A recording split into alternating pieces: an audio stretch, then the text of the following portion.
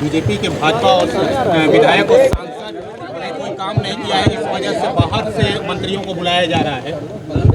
जो पार्टी उत्तर प्रदेश की है और जिसके पास देश भर में कोई ना सांसद हैं ना विधायक हैं, और उस पार्टी के द्वारा इस प्रकार की बात कहना, और मुझे लगता है कि ये अल्प ज्ञान का सूचक है।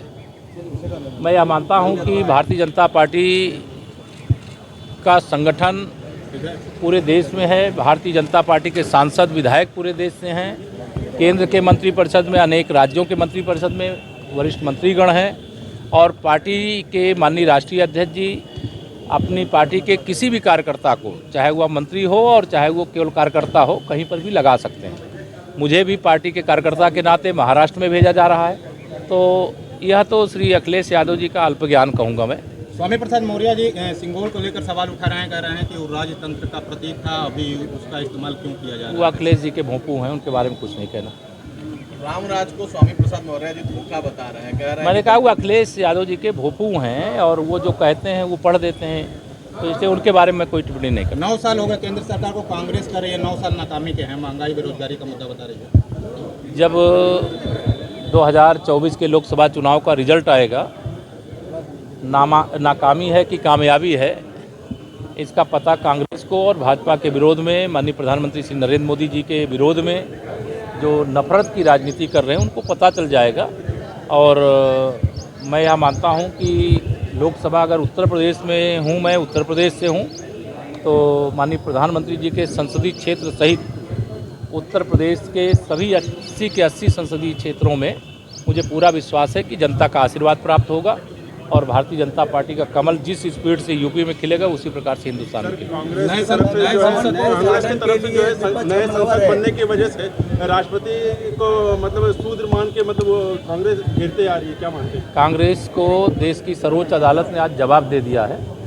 उन्होंने इसी प्रकार की शरारत करने की भावना से सुप्रीम कोर्ट में एक याचिका डलवाई थी।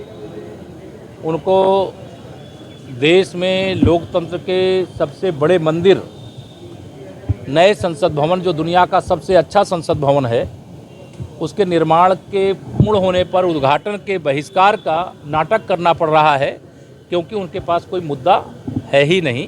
इसलिए जो भी इस प्रकार की भाषा का इस्तेमाल कर रहे हैं, मैं मानता हूं कि देश की जनता उसे देख रही है, और जो संसद के नए भवन के उद्घाटन समारोह का बायकॉट कर रहे हैं, तो कहीं संसद में पहुंचने से रोकने के लिए जनता उनका बायकॉट न करे। तो गंगा जल भी छिड़क रहा है, क्या मान रहे हैं? मेरठ में बीजेपी पार्षदों पर आरोप लगा है मारपीट के, MIM के पार्षदों पर शपथ समारोह में। नहीं, अभी मुझे जानकारी नहीं मिली है।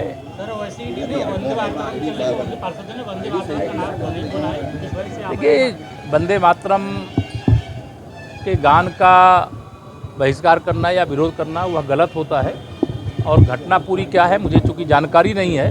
वंदे मातरम का गान हो तो हर भारतवासी को खड़े होकर के वंदे मातरम करना चाहिए। बनारस में भी एक मामला सामने आया है कि लेकर के अखिलेश यादव से लेकर के विपक्ष के तमाम नेताओं ने सवाल खड़ा किए कि उत्तर प्रदेश में पूरी तरीके से जंगल राज वाले जंगल में चले गए हैं, और सुशासन वाले सत्ता में हैं, और कोई अपराध करेगा तो बचेगा नहीं। पुलिस खोज निकालेगी और उनको उनके हिसाब से जो अपराध किया उसके हिसाब से उनको कठोर से कठोर दंड दिलाने का काम होगा। धन्यवाद। शहर की सरकार बनाने के लिए शपथ ग्रहण में आज शामिल होने के लिए आए हैं, क्या लगता है? निश्चित तौर से आज शपथ ग्रहण के कार्यक्रम में आया हूँ।